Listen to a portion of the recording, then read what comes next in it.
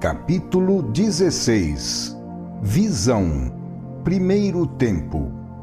Cada capítulo deste livro, assim como cada capítulo da vida, é um quadro diante do qual paramos contemplativos. Esses quadros que estamos desenvolvendo poderiam também chamar-se contemplações. No último deles, o universo nos apareceu como floração de vidas. Seu transformismo evolutivo é um desenvolvimento contínuo, no qual parece reproduzir-se em dimensões gigantescas a técnica expansionista da semente, a lei de desenvolvimento do indivíduo, o mecanismo da maturação da vida, como se no ciclo vital de toda criatura se repetisse em ponto pequeno o mesmo esquema do ciclo vital do universo, máximo organismo coletivo. De fato, até mesmo os universos nascem, crescem, envelhecem e morrem, para, como todo ser vivo, renascer e morrer de novo. Também eles passam por alegre juventude e cansada velhice, nascem de um germen e, ao morrer, deixam seus despojos mortos. Todos os fenômenos parecem desenvolver-se de acordo com um só esquema, cujo funcionamento desgasta todas as coisas, consome toda a força, encerra todo o ciclo, exaure e extingue toda a vida. Mas voltemos agora as vistas para outra contemplação, de índole diferente. Para permitir que, depois da tensão conceitual prolongada até agora, o leitor descanse alguns momentos, para satisfazer outras exigências espirituais, que, diferentes das intelectivas e racionais, buscam também a fantasia e a paixão, para, finalmente, expor os mesmos problemas, não mais sob forma racional e abstrata como até agora, e sim dramatizados numa cena bem sintética, relatemos a visão que, em meio de emoções turbilhonantes e na profundidade de um silêncio ensurdecedor, tivemos numa luminosa manhã de maio. Aqui a reproduzimos com objetividade cinematográfica, tal qual, emergindo das profundidades da consciência, ela se revelou na roupagem teatral com que o pensamento abstrato se concretizou no sonho, se é que, ao menos em substância, não lhe podemos chamar intuição ou pressentimento profético. Os fenômenos de visão interior, nós os examinamos no capítulo 26 deste volume, a respeito da vida dupla. Vamos, por algum tempo, mudar a forma mental, para que possamos falar não apenas à inteligência, mas também ao coração, para que possamos alimentar também essa outra qualidade da alma humana. Todo tipo de leitor encontrará neste livro a linguagem mais adaptada para si. O tipo racional, mais capaz de pensar do que de chorar e amar, poderá escolher os capítulos racionais.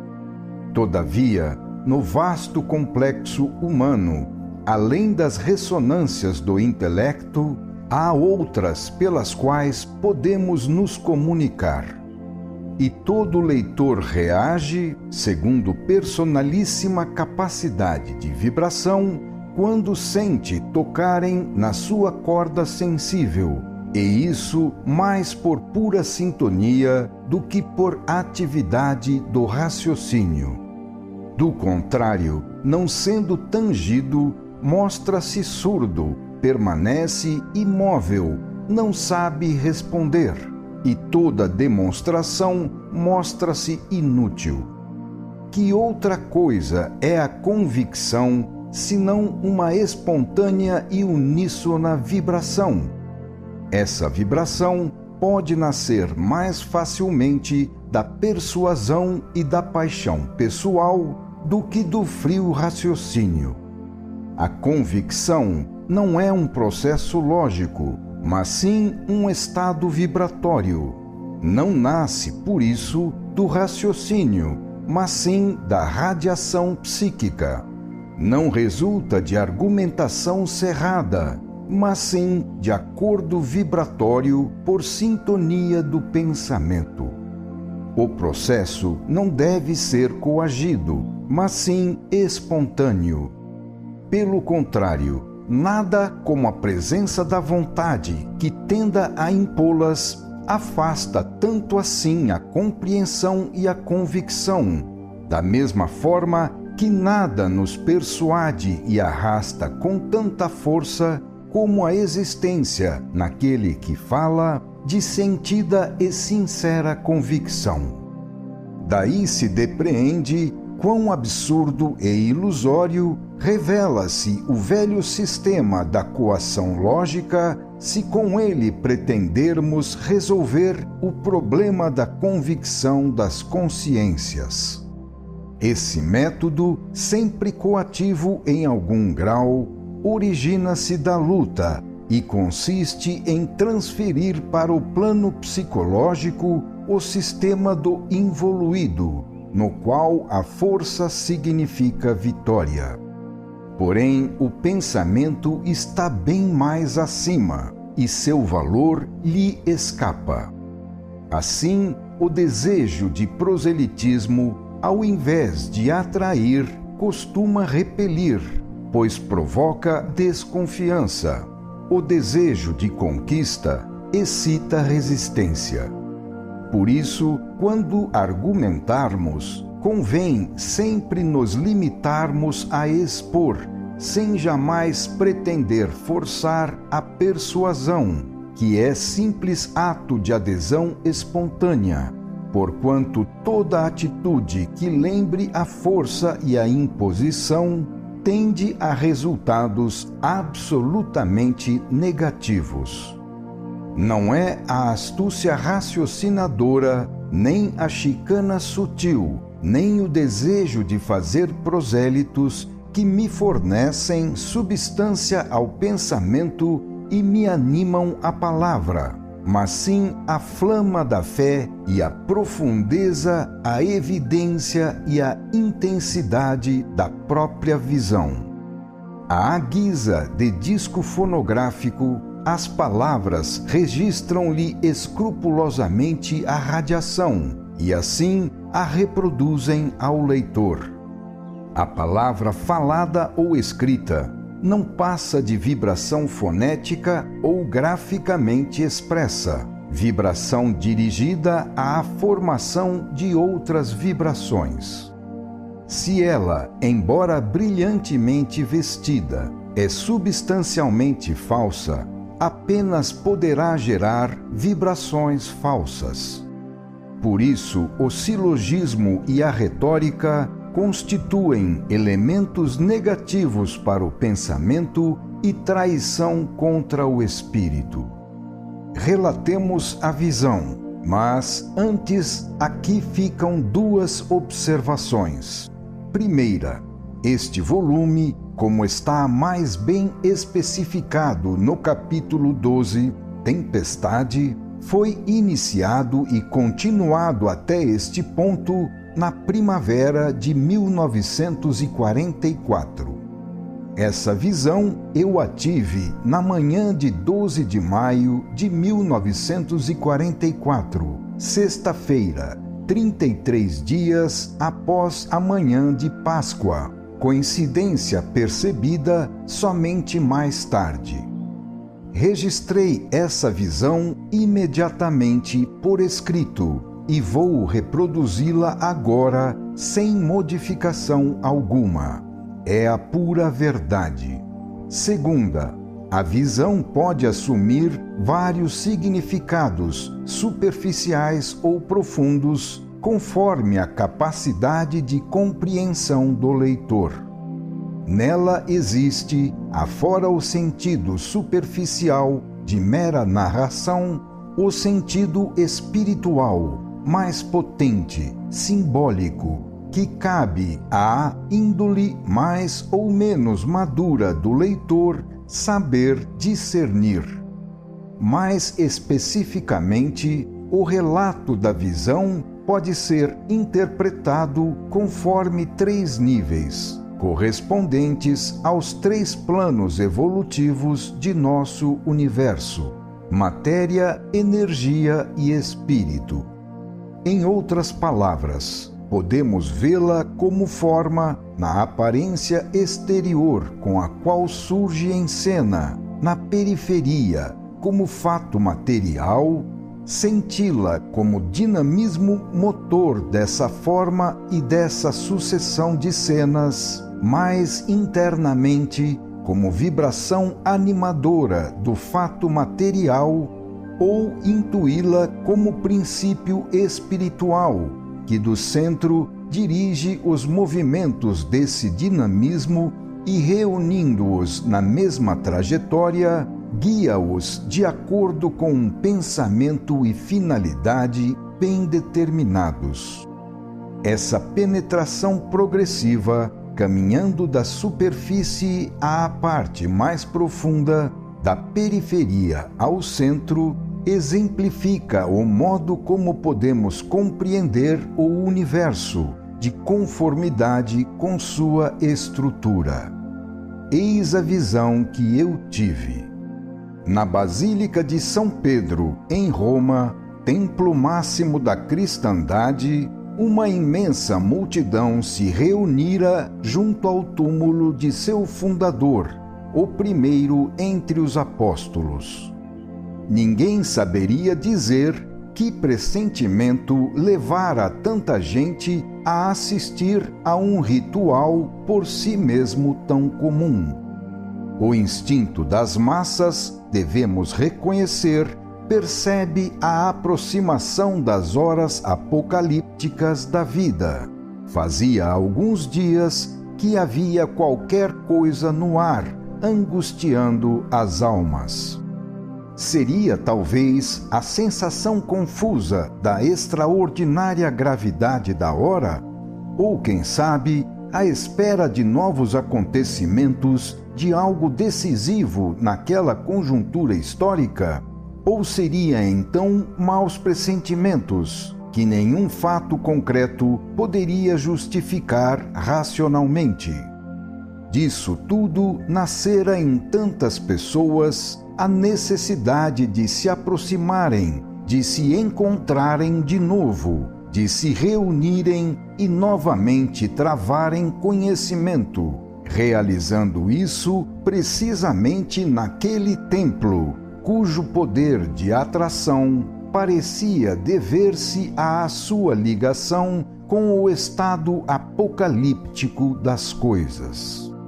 Naquele momento, a basílica assumia um particular significado, talvez mesmo único, quanto ao sentido finalístico, uma significação sobre-humana, capaz de permitir o restabelecimento dos contatos há tanto tempo perdidos entre o homem e Deus. Assim, em plena noite espiritual dos séculos, o templo surgia como luminosíssimo farol. Por isso, se era ordinária a forma ritual, aquele momento revelava-se extraordinário para a vida do mundo. A guerra acabara, deixando-nos, após longos anos de tormento, uma comprida esteira de dores maiores ainda. Tantos sofrimentos haviam amadurecido os espíritos para novas atitudes, tornando-os dispostos a novos superamentos. E instintivamente A alma do mundo esperava, para se renovar, que de Deus viesse a primeira centelha, como prova, exemplo e estímulo. Esperava o sinal que indicasse e abrisse o novo caminho. O templo estava repleto. Jamais se vira tanta afluência de povo. Um irresistível impulso levara tanta gente a acorrer de todas as partes do mundo que poderíamos seguramente dizer que o templo máximo da cristandade, naquele momento, abrigava os maiores e melhores expoentes de toda a humanidade. Segundo parecia, a cristandade, mais do que ao apelo formal, obedecera ao apelo apocalíptico da hora, à irresistível necessidade de, naquele momento, dar solene testemunho de fé, reunindo-se unanimemente em torno do pontífice aos pés de Cristo. A dor cavara tão fundos sulcos nos espíritos e a alma do mundo martirizado descera a desespero tão negro que se percebia em todos os espíritos a reação contra o absurdo, o insuportável, o impossível, que era ter de empregar ainda o antiquado binômio, a ponto de se sentir a necessidade, a fatalidade e a iminência de uma total modificação do mundo atual. Mas como? Aquela massa humana ignorava. Havia na multidão a confusa vontade de continuar a viver, mas de um modo melhor, com mais elevação e mais lógica, mais bondade e mais rendimento, uma vontade de se reconstruir, de sair do abismo em que o mundo caíra, de se reformar inteiramente, remontando às origens. Havia em toda aquela gente o instinto vital que, abrangendo todos os campos e associando em última análise o erro aos desastres do erro, retorna às grandes ideias mães, com as quais se alimenta durante séculos e séculos, para nelas aurir nova força e nova luz e encontrar salvação. O espírito, adormentado pelo bem-estar e pela ilusória filosofia do bem-estar, despertara agora. O imponderável, antes repelido e negado, voltava de novo ao mundo, atendendo ao apelo do homem provado pela dor. Essa própria multidão já constituía uma manifestação desse imponderável. A voz de Cristo ecoara de novo nos corações, e muitos, tendo-a ouvido, acudiram para salvar-se e salvar os capazes de se salvarem. O povo reunido no templo representava o homem cansado da vaidade de suas construções, conquistas e experiências filosóficas, sociais, políticas, econômicas e científicas. Simbolizava o homem que, depois de tantas tentativas, finalmente se afogara na imensa dor de uma guerra de extermínio total, traído pela força e pela riqueza em que acreditara. Abre aspas, vós confiais apenas na riqueza e na força, elas, porém, acabarão vos traindo. Fecha aspas. A Grande Síntese, capítulo 75. As ilusões fáceis, a simplicidade pueril, as loucas esperanças, tudo se desvanecera diante da realidade. Agora a humanidade encontrava-se numa posição diferente daquela antes da guerra, vendo-se na condição de quem, após percorrer a fase da prova, percebe haver cometido um erro e amargamente volta-se para dentro de si mesmo, a fim de refletir e, em seguida, compreender, reconstruir, ascender. Aquela multidão, mesmo sem o saber, exprimia tudo isso e tinha vindo testemunhá-lo. Uma nova e desconhecida ânsia a constrangia a se reaproximar das eternas fontes da vida, a retomar o perdido contato com o divino centro de todas as coisas, que eternamente criando nutre. A nota dominante na psicologia daquela massa de povo constituía-se da invocação apaixonada e retumbante dirigida ao céu. Sob esse impulso maior e mais significativo, ondeavam na massa variegados impulsos menores, vórtices de terror, chamas de esperança, de fé e de amor, zonas crepusculares de dúvida e desencorajamento, manchas lívidas de ódio ou de treva. Mas o dinamismo dominador, representado por uma abrasadora sede de bem e de justiça, elevava-se como um purpurino cálice de ofertório, que, projetado para o alto, num resplandecente cone para dar e receber, arremessava-se contra as fechadas portas do céu à procura da potência que as reabrisse em direção ao inferno terrestre e prometesse uma luz salvadora em meio às trevas acumuladas pelo mal. O grande número, a violência do desejo, a intensidade da aparição, a substituição do indivíduo pela massa, na qual todo o impulso individual se reforçava, combinando-se e somando-se com outros, tudo isso formava uma irresistível corrente de pensamento de alta tensão, retilínea e ascensional, uma vibração harmônica e penetrante, uma imensa e poderosa oração que, à semelhança de maré montante, crescia e transbordava, avançando tempestuosamente, e em meio de relâmpagos subia turbilhonando em direção ao céu. Nossa narração começa quando, inesperadamente, nesse dinamismo central e dominante, enxerta-se outro, e ambos se combinam, excitando reações e encaminhando soluções. Esse novo dinamismo é o dinamismo particular do drama que agora começa. O momento, já por si grave, tornava-se cada vez mais grave. O pontífice já devia ter descido há 2 horas, a fim de celebrar o rito na basílica.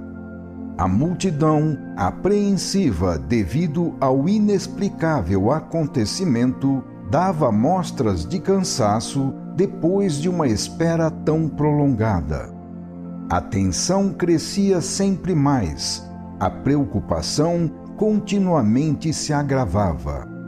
No seio daquela massa enorme, propagava-se um ligeiro murmúrio que, apesar do devido respeito ao local, ia se tornando mais extenso e profundo.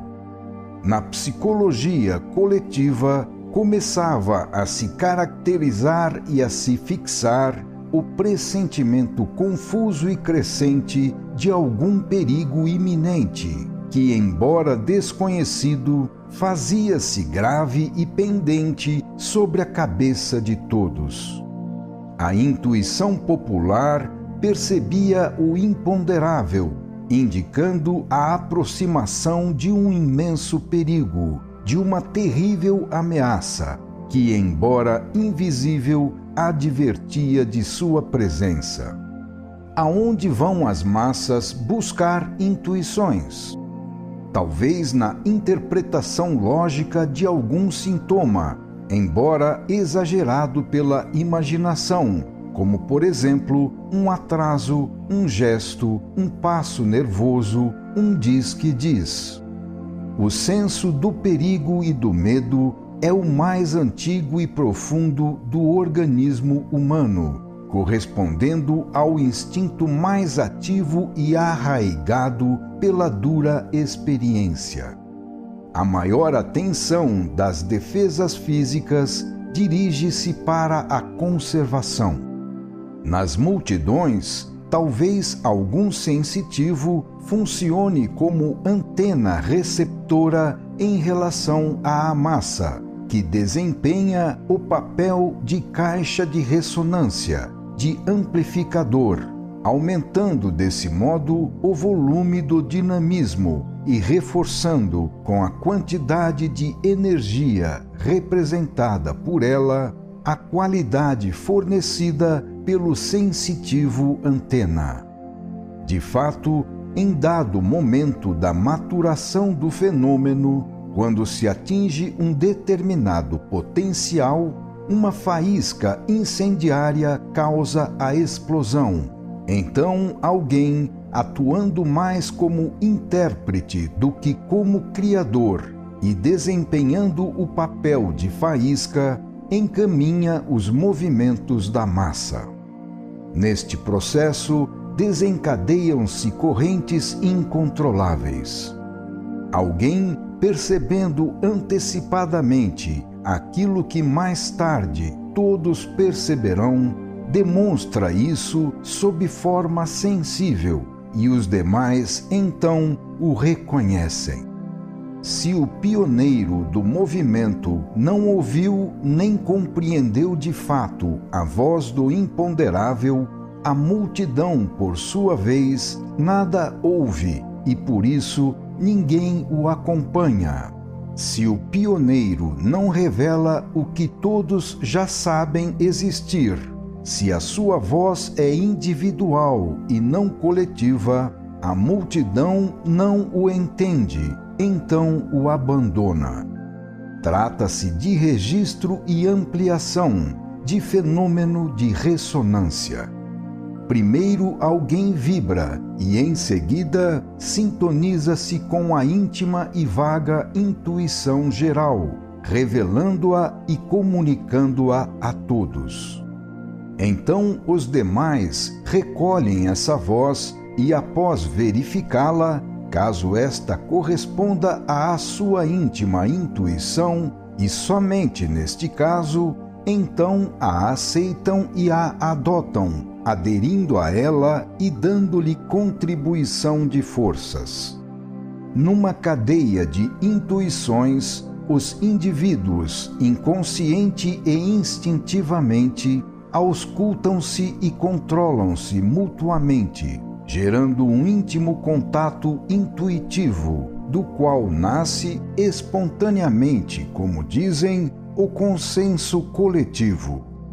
Produzido por todos em geral e não por alguém em particular, esse consenso resulta da lei do fenômeno que naquele momento todos revivem e da vontade das forças que o dirigem.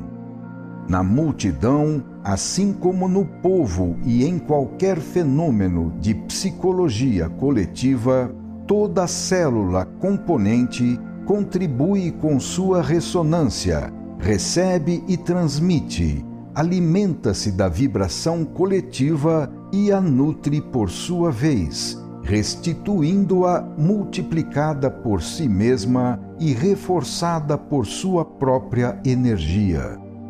Desse modo, serpenteiam, formam-se, oscilam, definem-se, acentuam-se e se impõem correntes de pensamento, onde todos obedecem inconscientemente à lei do fenômeno, que nasce de alguma bagatela aparentemente sem importância, quando no íntimo todas as coisas estão maduras e saturadas, para finalmente crescer como uma avalanche que tudo altera e destrói com terrível potência. Entre mentes, passou-se mais 1 hora sem que o pontífice aparecesse.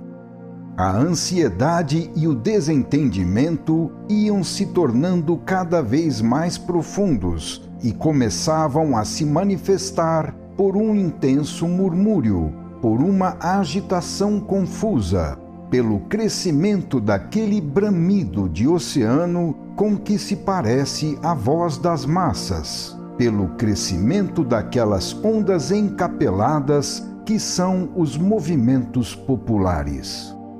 Viam-se na superfície algo como rodamoinhos e, em seguida, vácuos, correntes, ângulos remansosos e, nas passagens estreitas, corredeiras. Aquela multidão palpitante interrogava a si mesma, queria sair, libertar-se, dilatar-se no espaço, queria dispersar-se, porquanto vinha a lhe faltar o objetivo representativo da força de coesão que a mantinha unida. Assim criara nojo de si mesma, de ser multidão, de ser uma unidade que não tinha mais razão de existir como tal, condição na qual, como acontece com um organismo desfeito, seus elementos componentes queriam se separar entre si. Diminuía o impulso unificador e a multidão tendia a se dispersar. Algo, porém, a impedia. Algum obstáculo, contrapondo-se ao dinamismo dominante, erguia-se cada vez mais ameaçador. Ninguém abria as portas. Elas não se abriam nem podiam ser abertas. O tardio da hora tornava lógica e desejável a volta para casa. Por que as portas não se abriam? O desentendimento aumentava, a agitação das ondas fazia-se ameaçadora, o pânico alastrava-se. O ímpeto inconsciente da alma irracional da multidão convergia irrefreavelmente em direção às portas, erguia-se terrível contra aquela inexplicável prisão, aumentava, subia, chocava-se contra os muros, embolava-se, agigantava-se, concentrava-se na clausura e potenciava-se, preparada para o que desse e viesse, para subverter, fosse lá o que fosse, desencadeando-se como furacão. Em meio a essa tempestade, sozinho no meio de tanta gente, um homem. Guiado até aquele lugar pelas sábias combinações de forças da divina providência, aparentemente fortuitas, às quais nossa ignorância dá o nome de acaso, esse homem, embora com aparência de indiferente, como se estivesse muito longe dali, fazia-se de fato presente e ativo, escutando em plena tempestade. Ressoava nele o rugido psicológico da multidão. Mais de perto, porém, o impressionava a voz interior que, sobrepujando e vencendo o turbilhão, lhe falava. Parecia-lhe estar no centro do turbilhão, que era superado pela voz. Debatia-se arrastado pelo poder dessa voz, à qual sua razão, lutando desesperadamente, tentava debalde resistir. Eis o íntimo colóquio em meio à tempestade. A voz falou, abre aspas, vamos, chegou a hora, está na hora de cumprires tua missão. Vamos, agora ou nunca, fecha aspas. O homem respondeu, abre aspas, Senhor, não vão compreender. Já te disse várias vezes, não me seguirão. É tolice tentar de novo. Seria o mesmo que semear nova desordem. É imprudente excitar uma multidão agitada. Não quero ser o causador de males. Além disso, sinto-me cansado, incapaz, ignorado e só. Não posso dominar forças tão gigantescas. Fecha aspas. A voz prosseguiu, abre aspas. Está na hora de cumprires tua missão, agora ou nunca. Deixa-me ir na tua frente, segue-me, ou então vou sozinho ao encontro do inimigo. Fecha aspas. Na multidão, preocupada consigo mesma, ninguém prestava atenção àquele homem, ninguém o notara ainda, ninguém o conhecia. O furor da luta íntima causava ansiedade àquele homem. O deslocamento das pessoas o tinha levado até quase ao centro do templo, perto do altar-mor. De repente, achou-se ele diante de um espaço livre, voltado para o centro da balaustrada.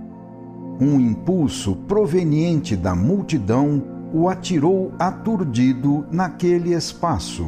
Então, algo como um relâmpago o cegou. À luz desse clarão, apareceu-lhe a figura de Cristo. Estava à sua direita e na sua frente.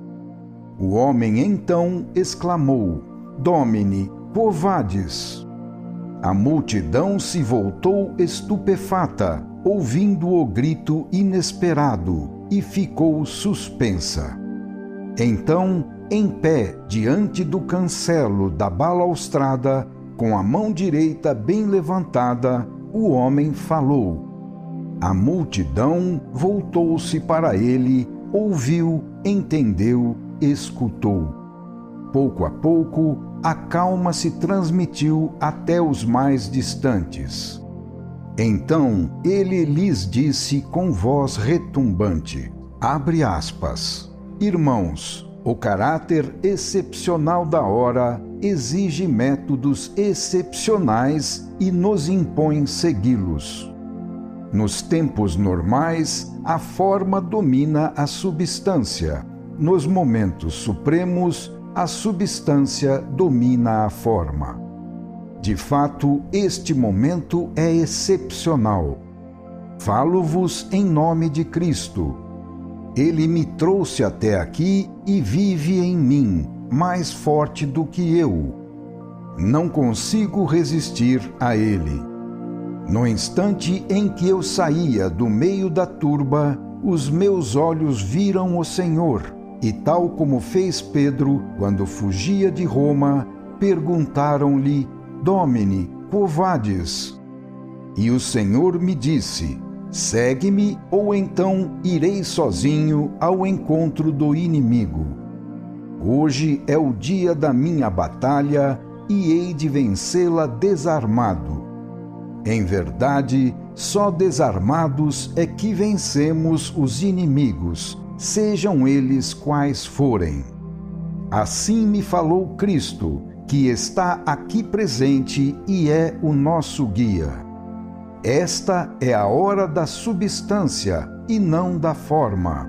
É a hora da fé criadora dos mártires e não da fé cansada e aparente dos adormecidos. O momento exige essa distinção. Aquele que está do lado de Cristo, não importa qual seja a forma humana, desde que verdadeiramente cristão, tanto para a vida como para a morte, que dê agora seu testemunho. Saia da multidão, entre em fila no corredor central, que está livre, e prepare-se para seguir Cristo, nosso guia. Fecha aspas. O homem respirou fundo e depois continuou, abre aspas, não sabeis, mas em 2 palavras vos direi o que está acontecendo. Estamos presos neste templo. Suas portas estão fechadas por fora. Não podemos sair. Presumindo nos ter colhido de surpresa, aqueles que nos sitiam acreditam que ignoramos o sítio. No entanto, percebo as forças que nos cercam. Executando um hábil e rápido plano, queriam apanhar hoje aqui reunidos o pontífice e os maiores representantes da cristandade dentro de seu maior templo, para de um só golpe destruírem todos os três de uma só vez. Destruição física, símbolo da destruição moral da Igreja, lábaro da revolta a ser entregue ao mundo, primeira fagulha da nova barbárie do terceiro milênio. As forças do mal uivam às portas do templo, querendo entrar e destruir o germe aqui presente da nova civilização do terceiro milênio. Lá fora, a praça está cercada de carros blindados, canhões e metralhadoras, com tudo pronto para avançar e adentrar pelas portas, esmagando-vos e ceifando-vos no próprio interior da basílica, preparados e em condições não só de derrubar a cúpula e os muros, mas também de metralhar na praça qualquer sobrevivente. Fecha aspas. Gritos de terror explodiram na turba. Calmo, o homem continuou, abre aspas, não temais, pois Cristo está aqui para defender sua igreja. Percebo o ânimo dos agressores entranhado nas máquinas de guerra, sua única força. Percebo em vosso ânimo o turbilhão do terror e o incêndio que minhas palavras provocam em vós.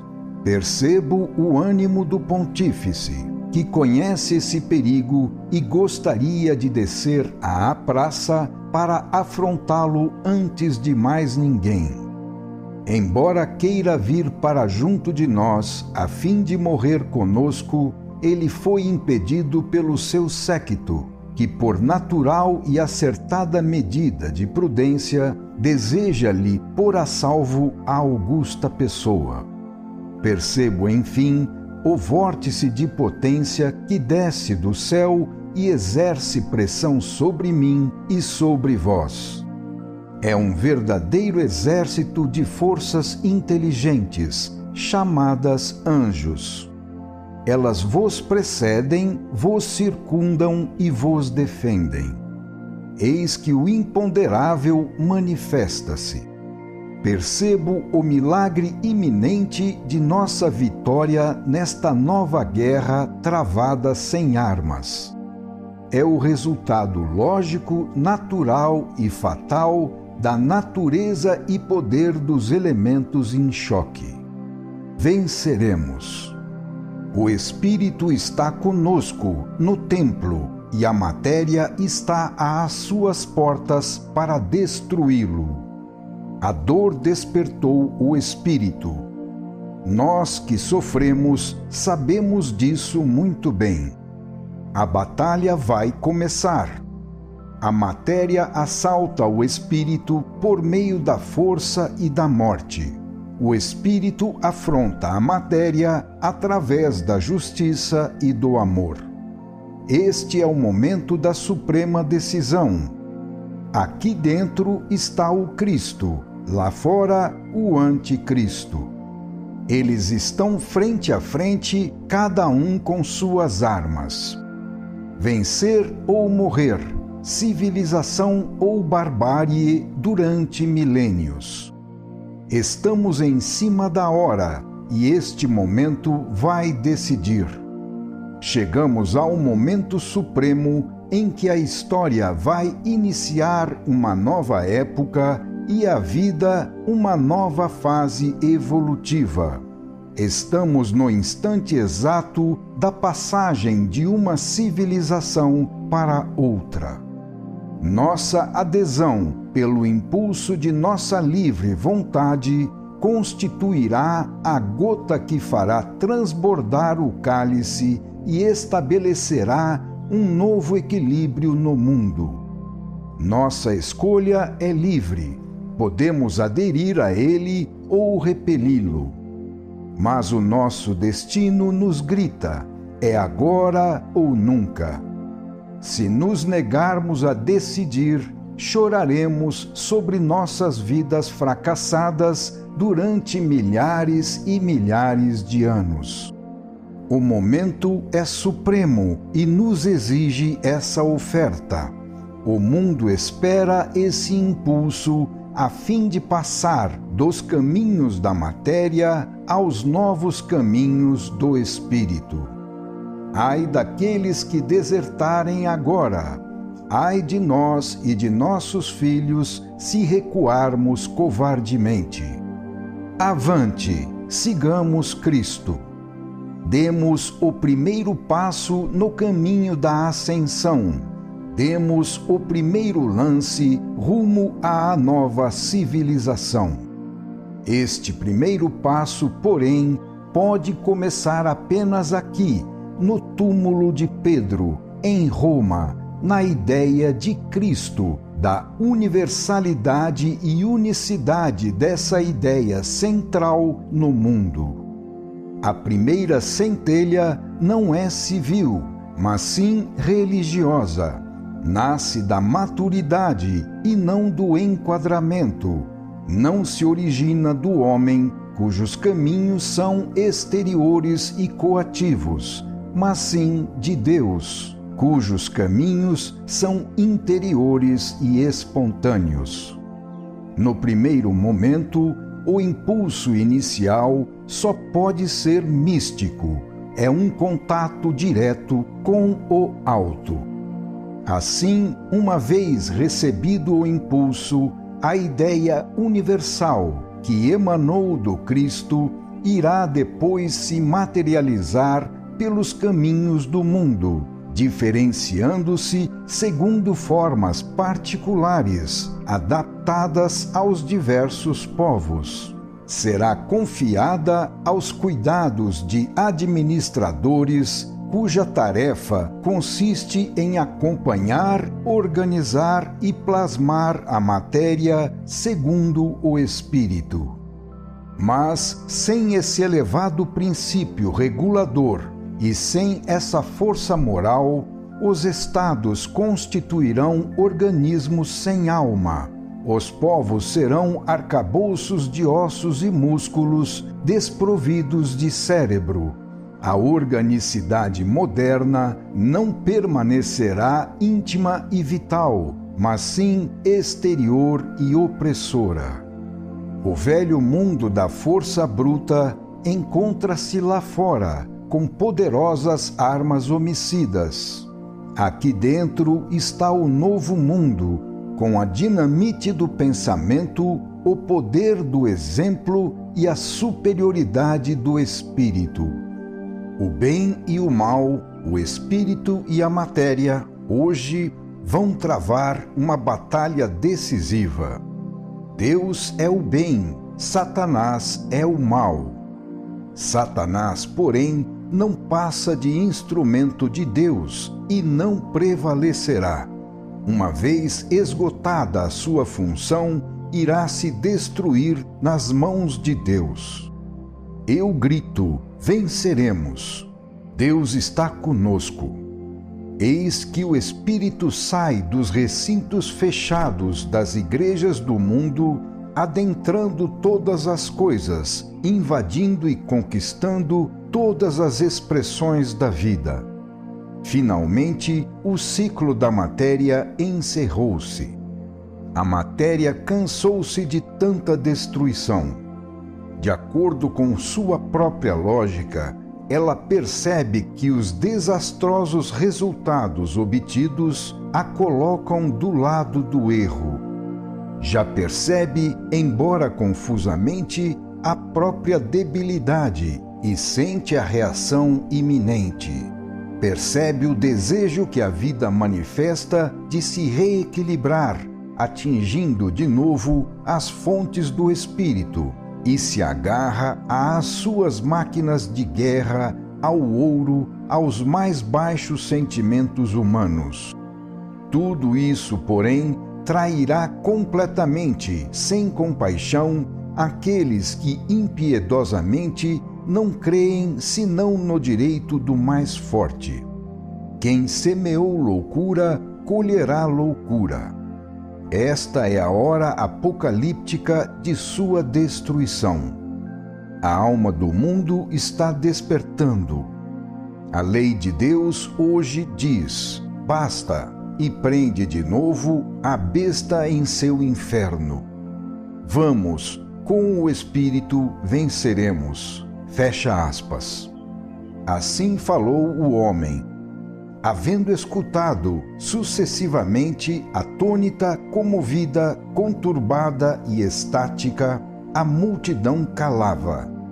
Por fora, calma absoluta, mas o fragor do tumulto das almas ensurdecia. A multidão hesitou apenas um instante, mas em seguida, com muita ordem, calma e segurança, começou a entrar em fila ao longo do corredor central.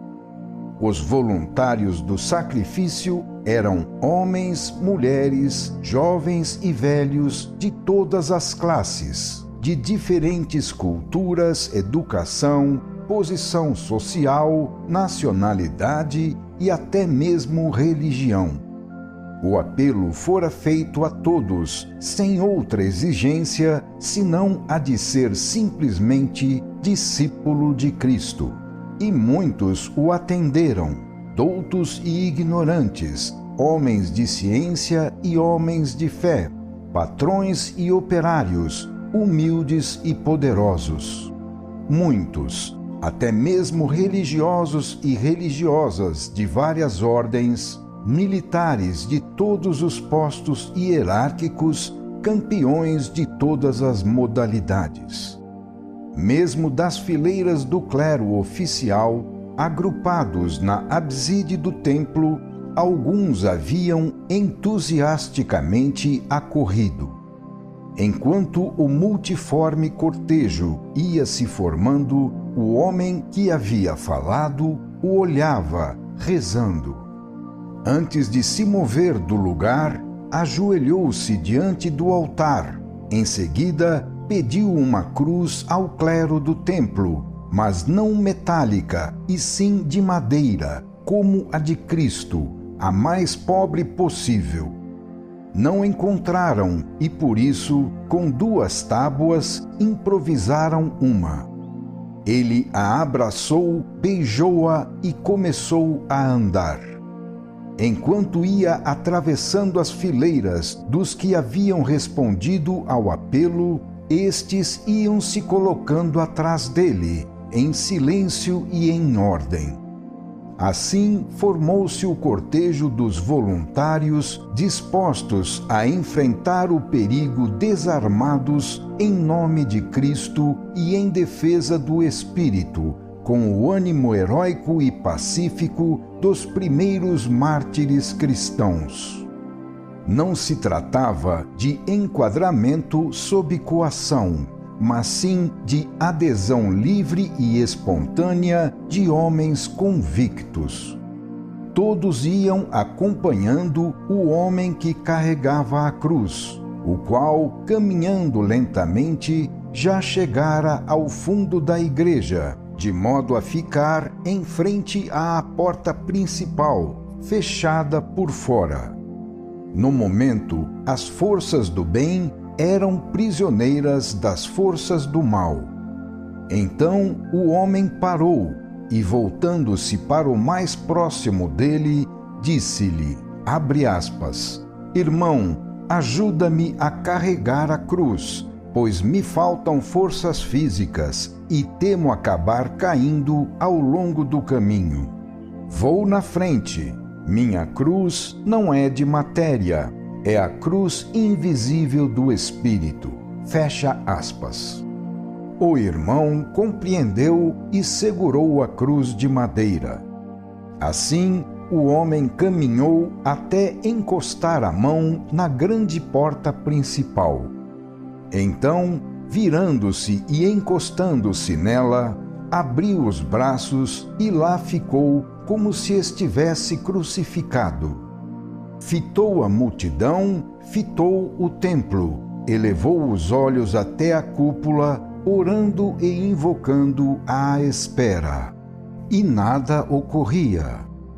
A multidão esperava a ordem de abrir a porta do lado de dentro. E nada ocorria.